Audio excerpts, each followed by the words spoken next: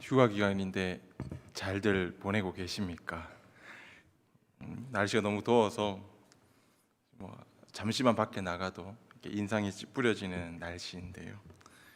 너무 부부싸움 많이 하지 마시고 자녀들과 날씨 덥다고 이렇게 작은 말 한마디가 또 이렇게 날카로운 혀가 되더라고요. 그래서 좀 여유 있게 평화로운 그 여름을 보냈으면 좋겠습니다.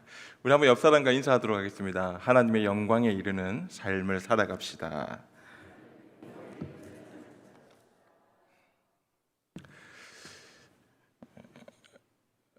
요즘에 젊은이들이 TV를 보느라면 참 볼 것이 많습니다. 옛날에는 엄마 아빠하고 항상 싸우던 게 리모컨 싸움이었습니다. 이 리모컨 싸움이라는 것은 아빠는 뉴스를 보려고 하고 아들 딸들은 이제 드라마나 만화를 보려고 서로가 리모컨 전쟁을 했는데요.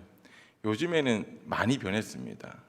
요즘에는 저희 집도 각자 방에서 각자 TV를 시청합니다.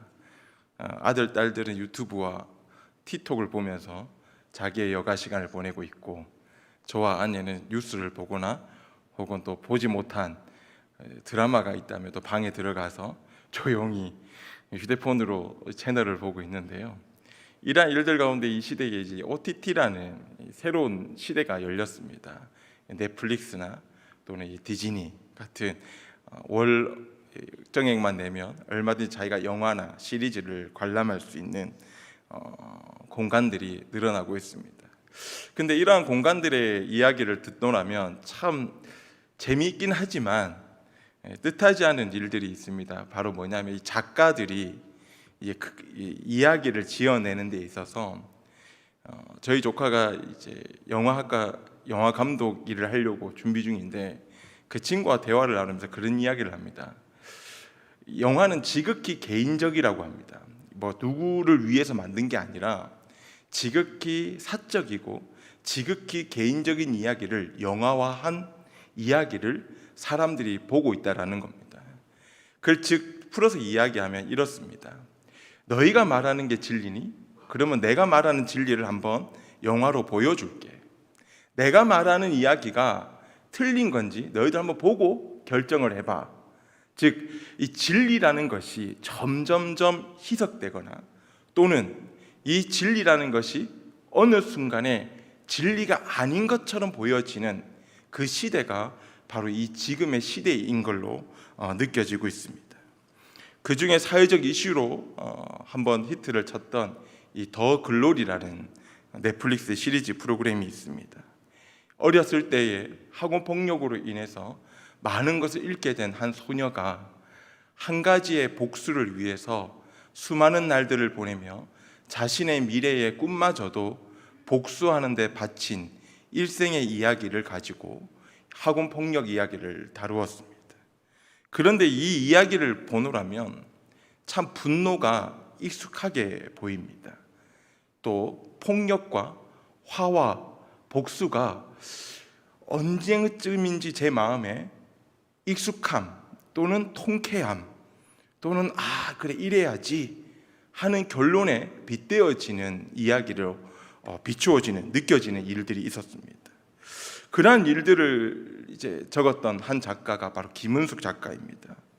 이 김은숙 작가가 이 말을 듣게 된 이유가 단 한 가지였습니다. 어느 날 자기 딸이 자기에게 이러한 질문을 가진다고 합니다. 엄마, 내가 만약 학교에서 폭력으로 죽도록 얻어터지고 왔으면 좋겠어? 아님 폭력으로 죽도록 때려 남을 해치고 오면 좋겠어? 라는 질문을 던지더랍니다. 그러자 이 김은숙 작가는 굉장한 생각에 잠시 갇히게 되었습니다. 그리고 이 질문에 이러한 답을 내립니다. 나는 너가 맞고 왔으면 좋겠다. 왜냐하면 나는 가해자들을 지옥으로 끌고 갈 돈이 준비되어져 있기 때문에 차라리 맞고 왔으면 좋겠다라고 답변을 했답니다. 여러분, 참 통쾌한 답인 것 같지만 쓸쓸한 대답입니다. 그리고 그 넷플릭스에 즉 이 더 글로리라는 이 안에 문구의 대사가 있었습니다. 그 대사가 무엇이었냐면 바로 용서는 없다. 그 어떤 영광도 없겠지만. 어찌 보면 이 작가도 영광이 무엇인지를 잘 알고 있는 것 같습니다. 그리고 그 영광이 무엇을 뜻하고 무엇을 이야기하고 있는지는 알겠지만, 지금 이 작가의 말에는 분노, 즉 이것을 하지 말아야 될 이유에 대해서 설명을 하고 있지만, 그들이 가지고 있는 삶을 통째로 분노와 악과 그리고 그들이 가지고 있는 고통을 가지고 살아야 된다면 과연 이것이 용서할 일이 아닌가? 아니면 즉 우리가 생각해야 되는 일들 가운데에 그냥 지나쳐 버릴 수 있는 일인가는 생각을 가지게 된다는 것입니다. 그러면 오늘 우리가 본문을 읽었던 즉 하나님의 영광, 즉 하나님께서 오늘 우리들에게 요구하시는 영광은 무엇이며, 이 시대가 말하고 있는 영광 가운데서 하나님께서 우리에게 어떤 일들로 하여금 그 영광을 비춰주시고 그 영광 가운데 말씀하시는지를 함께 나눌 필요가 있다라는 것입니다. 그러면 오늘 대지 첫 번째 이야기를 함께 나누도록 하겠습니다. 우리 다 같이 한 목소리로 대지만 읽도록 하겠습니다. 시작. 믿는 자, 예수 그리스도를 믿는 모든 자들에게 미치는 하나님의 의입니다. 로마서에서는 바울이 가지고 있는 고민이 있었습니다. 그 고민이 무엇이냐면 바로 구원은 어디에서 왔으며 그 구원은 어떤 자들에게 베풀어지는가에 대한 질문이었습니다. 그리고 그를 따르는 유대인들의 베드로나 많은 유대인들이 얘기하는 구원의 첫 번째 조건, 즉 형식과 전통에 따르는 할례 문제, 이러한 문제들 속에 구원을 어떻게 해석할 것이며 하나님의 영광을 어떻게 이야기할 것이냐에 대한 질문이었습니다. 그런데 바울은 조금 더 서슴지 아니하고 이렇게 얘기합니다. 누구에게? 그리고 모든 믿는 자들에게. 여러분, 그냥 믿는 자들에게만 하면 조건이 붙을 수 있습니다. 그런데 그 앞에 또 하나의 말이 붙습니다. 바로 모든. 바울은 차별이 없었습니다. 즉 하나님의 구원이 무엇인지를 명백하게 알았기 때문에 그 하나님의 영광이 과연 용서할 자들에게만 용서하고 그냥 어떠한 차별이 있는 일들로 하여금 하나님의 영광을 이루어가는 것이 아니라, 하나님께서는 오늘 우리들에게 아주 차별 없는 은혜의 그 구원의 영광에 이르게 하였다는 것입니다. 그러면서 이 믿음, 즉 이 믿는 자들이 가지고 있는 이 믿음에 대하여 조수를 할 때 히브리서 기자나 그리고 야고보의 기자들을 보면 이렇습니다. 그가 계신 것과 상 주시는 것을 믿는 것이 믿음이다. 행함이 없는 것은 죽음이다. 행함이 있어야 믿음이다라고 이야기합니다. 그런데 오늘 바울은 좀 더 명확하고 좀 더 존재론적으로 접근하고 있습니다. 그가 이야기하고 있는 믿음이 무엇이냐? 로마서 10장 16절 17절에 나타나면 바로 믿음은 들음에서 시작이 된다라고 이야기합니다. 근데 그 들음은 분명한 목적과 내용이 있어야 되는데 그 내용이 무엇이냐? 바로 예수님의 말씀이라는 것입니다. 여러분, 사람 관계도 그렇지 않습니까? 성도들이 새신자가 들어오게 되면 소문을 듣게 됩니다. 어찌됐건 듣게 되잖아요. 누가 이렇다더라 카더라 신문도 있지만 막 이렇다더라 이야기 막 듣습니다. 들으면서 이제 무엇을 확인합니까? 가족 관계가 누가 나오고 저기 이남 1년에 자식이 많네 하면서 마음에 뭐가 생기게 됩니까? 이제 믿음이 조금 생기기 시작합니다. 저 사람에 대한 믿음이죠.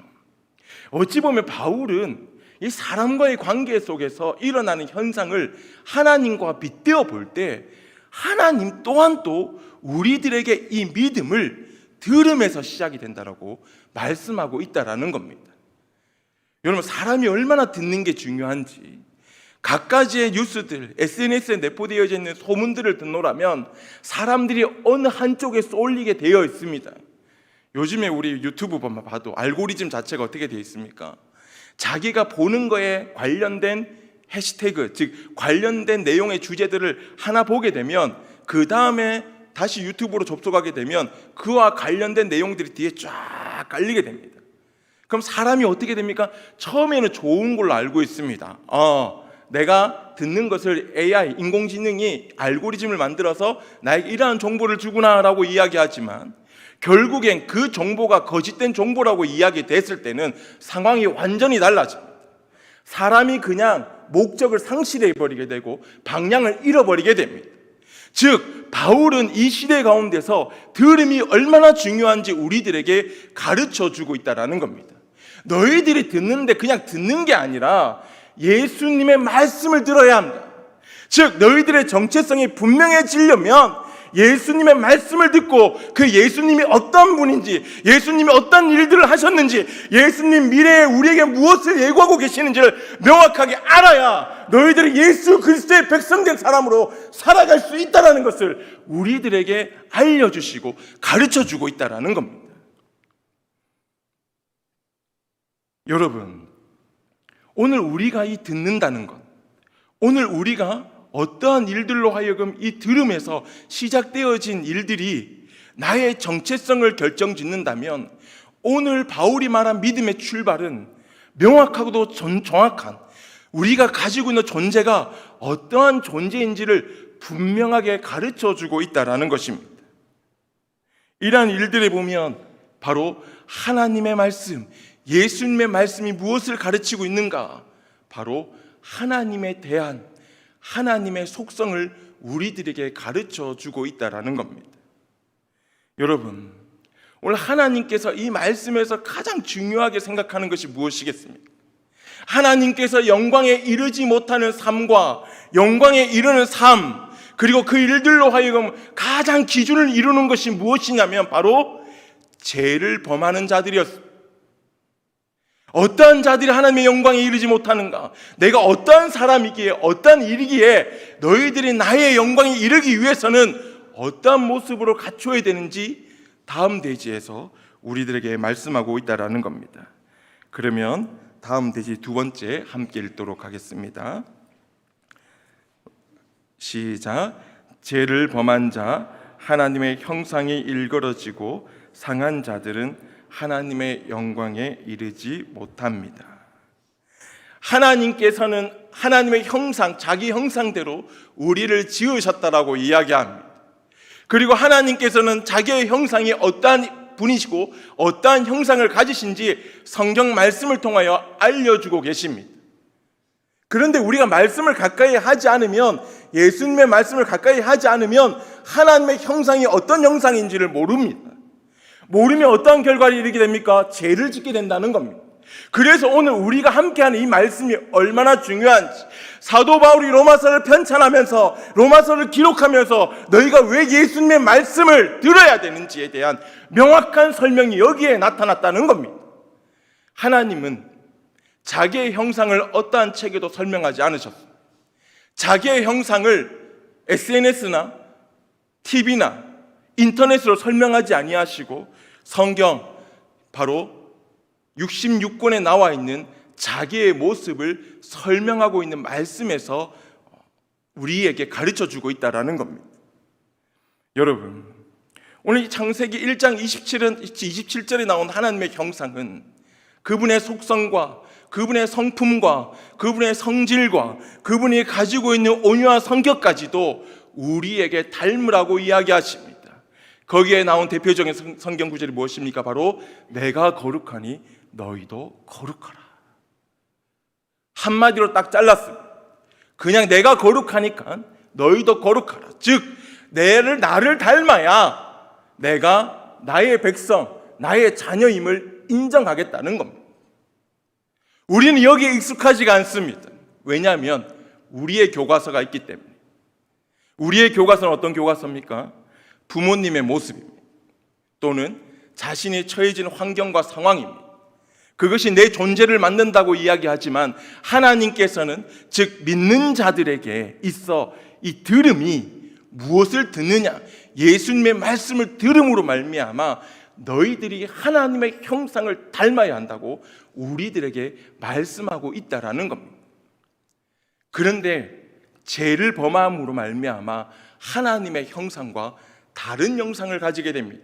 형상이 일그러지기도 하고 형상이 상하기도 합니다. 형상이 하나님의 형상을 닮지 아니하고 세상의 모습에 오염되어져 가는 내 모습을 발견되어져 가고 있다라는 겁니다. 그런데 하나님께서는 그 결과 하나님의 영광에 이르지 못한다고 이야기합니다. 오늘 우리는 이 하나님의 영광을 자신의 업적과 자신이 만든 어떠한 결과물에 영광을 올려드린다고 하지만 그 영광은 어찌 보면 조금 가벼워 보이는 영광. 연예인들이 하나님께 영광을 올려드립니다 라고 이야기하지만 거기에 본 뜻에 대한 말씀의 구절에 빗대어 보면 내가 오늘 그러한 결과를 내기 위해서 하나님의 형상을 닮도록 하나님의 형상을 닮아가는 과정에서 하나님께 영광을 올려드리고 있는가라는 첫 번째 질문이 있어야 된다는 겁니다. 흔한 극단적인 예일 수 있겠지만 우리가 하나님의 방법, 정직과 성실함과 하나님이 가지고 있는 그 성품으로 일하다 보니 사업이 잘 되지 않았습니다. 그리고 그 사업은 망하게 되었습니다. 근데 어떤 사람은 하나님의 방법과 하나님의 무관하게 그 성공만을 위해서 가다가 마지막 사업의 번창함을 누리고 그 사업의 결과를 놓고 하나님께 영광을 올려드린다라고 이야기합니다. 그러면 여러분들이 생각한 오늘 하나님의 영광을 가르치는 이 성경의 말씀을 빗대어 본다면 여러분들은 하나님의 영광을 어디에, 어느 쪽에 손을 들어주시겠습니까? 여러분, 성경의 말씀에 나온 위인들과 하나님의 말씀에 사용되어진 하나님의 말씀에 쓰임을 받은 사람들을 보면 끝이 화려하지가 않습니다. 부자를 누리거나 명예를 누리거나 권력을 누리지 않습니다. 처형을 당합니다. 조롱을 당합니다. 사람들에게 끌려 감옥에 끌려갑니다. 그런데 우리는 그 모습을 보고 하나님의 영광이라고 이야기합니다. 오늘 우리가 가진 이 영광은 오늘 우리가 가진 치적과 업적과 결과론적인 이야기가 아니라 그 과정에서 하나님의 형상이 드러났는가, 하나님의 성품이 일어났는가, 하나님께서 하시고자 하는 일들의 방법과 하나님이 이루고자 하는 모습이 선한 영향력으로 끼치고 있는가가 바로 하나님의 영광이라는 것을 알 수가 있다는 것입니다. 이러한 영광은 하나님과의 관계에서 시작되어집니다. 우리가 누구를 닮았다라고 이야기하면 누구를 더 사랑한다는 의미로 받아들일 수 있습니다. 여러분, 제가 그런 얘기를 한번 나눈 적이 있습니다. 공부를 못하는 내 첫째 아들과 공부를 너무 잘하는 둘째 아들이 있습니다. 근데 이 첫째 아들은 공부를 못하는데 아빠하고 우리 아빠 최고라고 쫓아와서 아빠한테 엄지척 해주고 막 아빠 사랑해, 아빠 때문에 내가 이렇게 됐어, 아빠 너무 고마워하면서 확 하는 아들과 공부를 너무 잘하는데 아버지가 저에게 무슨 도움을 주셨습니까? 제가 스스로 잘해서 공부를 잘했고 제가 이렇게 준비해서 이렇게 된 건데 아버지가 저에게 학원을 보내줬습니까? 아버지가 저에게 뭐 어떤 안락한 공부방을 주셨습니까? 이렇게 이야기한다면 이건 좀 질문이 좀 이상하죠. 뭐 다들 자녀가 안 아픈 손가락이 없다라고 하셔서 둘 다 그래도 사랑한다라고 이야기하시겠지만 이 두 아들을 놓고 보신다면 어느 아들에게 손을 들어주고 싶으십니까? 마음속으로 대답해 주십시오. 예. 우리 하나님도 그런 하나님이 아닐까요? 어떤 능력과 치적의 치중에서 하나님의 도움 없이도 내가 할 수 있다라는 하나님의 자녀와 나는 무지하고 아무것도 못하지만 하나님의 사랑 때문에 살아가고 하나님이 주신 은혜 때문에 살아가고 하나님만 있으면 나의 인생에 행복만 있을 거라고 고백하는 아들에게 더 은혜를 베풀어 주실까요? 오늘 우리는 이러한 하나님의 자녀된 입장에서 하나님의 형상을 닮은 입장에서 하나님께서 원하시는, 하나님께서 기뻐하시는 자의 입장에서 보노라면 아마 여러분들의 대답은 명확하고 정확하게 대답을 할 수 있을 것이라 생각이 됩니다. 오늘 이러한 입장에서 하나님께서는 세 번째 대지에서 우리에게 응답하여 주십니다. 우리 세 번째 대지 한번 읽어보도록 하겠습니다. 시작. 오직 하나님의 은혜로 의롭다 하심을 얻은 자들이 누리는 것입니다. 전에 나눴던 이 내용이 하나님의 은혜로, 내 덕이 아니라 나의 지식의 탁월함도 아닌 나의 지혜로움이 아닌 오직 하나님의 은혜로 말하는 자, 그 은혜에 힘입어 하나님의 일들을 주장하고 하나님의 일들을 행하는 자들이 하나여 의롭다 하심을 받는 자들하고 말씀하고 있다라는 겁니다. 오늘 우리는 이 의롭다 하심, 즉 하나님의 의, 하나님께서 거룩함의 속성을 가진 이 의롭다함을 우리가 입기 위해서는 하나님의 용서가 필요하다는 겁니다. 여러분, 내가 거룩하여지는 게 내 힘으로 될 수 있습니까? 내가 목욕을 열심히 한다고 깨끗해질 수 있습니까? 내가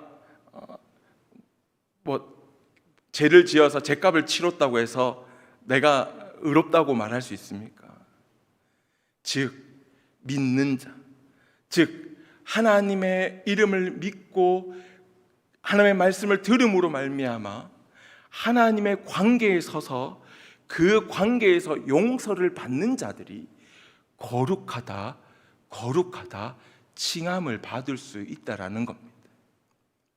우리는 의롭다 하심을 쉽게 생각하지만 의롭다 하심으로 말미암아 구원을 받을 수 있다라는 겁니다. 우리는 이 구원이라는 것이 예수만 믿으면 해결된다라고 하지만 이 예수를 믿는다의 안에 내포되어진 의미를 찾노라면 그분의 말씀을 들어야 되고요. 그 말씀을 들음으로 말미암아 말씀으로 내 영을 채워야 되고요. 그 말씀의 영으로 채워져서 하나님의 관계에서 그분의 형상과 나의 형상이 대면되어질 때, 여러분 대면되어진다는 게 얼마나 힘든지 아시잖아요. 부부 관계에서도 죄를 지으면 눈을 못 마주칩니다. 그러면 금세 눈치채지잖아요. 뭐야, 내 남편이 지금 거짓말을 하고 있다. 내 아들이 지금 나를 속이고 있다. 너 사실대로 얘기하자. 대면이 된다는 것이 굉장히 어렵고 굉장히 정직해야만 이루어질 수 있는 행동입니다. 하나님께서는 오늘 우리들에게 의롭다함을 받음으로 말미암아 대면하기를 원하십니다. 죄를 지어서 눈을 피하거나 죄를 지어서 땅을 보거나 죄를 지어서 하나님의 얼굴이 아닌 다른 곳을 본다면 하나님께서는 이 영광의 자리에 초대할 수 없다라고 말씀하고 있다라는 겁니다. 그래서 오늘 우리가 많은 찬양의 시간 동안 하나님께 영광의 박수를 올려드리겠습니다라는 칭송적인 의미도 있겠지만 그 영광의 박수라는 것은 하나님을 믿는 자, 그 믿는 자로 하여금 예수님의 말씀을 듣고 예수님의 말씀으로 채워져서 하나님과 대면하여 의롭다 하심을 받은 자들이 박수를 올려드릴 수 있는 것입니다. 그것이 바로 우리가 로마서에서 말하는 하나님의 영광이라는 것입니다. 사랑하는 성도 여러분, 오늘 우리는 이 영광스러운 자리에 초대되어야만 합니다. 그리고 그 영광스러운 자리에서 하나님과 대면하여야 합니다. 그렇다면 오늘 우리의 믿음이 다시 하나님의 말씀에 귀를 기울이고 있는가? 다시 내 영혼이 예수님의 말씀으로 채워지고 있는가? 그리고 그 채워짐으로 말미암아 하나님과 함께 그 영광의 자리에 대면하고 있는지를 함께 돌아보아야 한다는 것입니다. 오늘 우리는 많은 진리의 시대를 왜곡하고 있는 시대를 살아가고 있습니다. 그리고 자신의 이론과 자신의 합리적인 설득만이 자신의 영광이라고 외치는 시대가 되었습니다. 그러나 오늘 주님께서는 로마서를 통하여 바울을 통하여 우리들에게 하나님의 영광이 무엇인지를 다시 한번 설명하고 계십니다. 사랑하는 강남교회 성도 여러분, 오늘 우리가 갈망해야 될 하나님의 영광은 그분을 닮아가고 그분의 임재와 그분이 말씀하시는 일들 가운데 거하는 자들이 누리는 삶입니다. 무더운 여름을 보내고 있지만 여러분들의 장소와 여러분들의 시간과 여러분들이 가는 곳곳마다 그 하나님의 영광이 함께하는 성도님들이 되기를 바랍니다. 그리고 그 일들로 말미암아 하나님의 형상과 대면하여 즐기며 함께 안식을 누리는 우리 귀한 하나님의 백성이 되기를 바랍니다. 기도하겠습니다.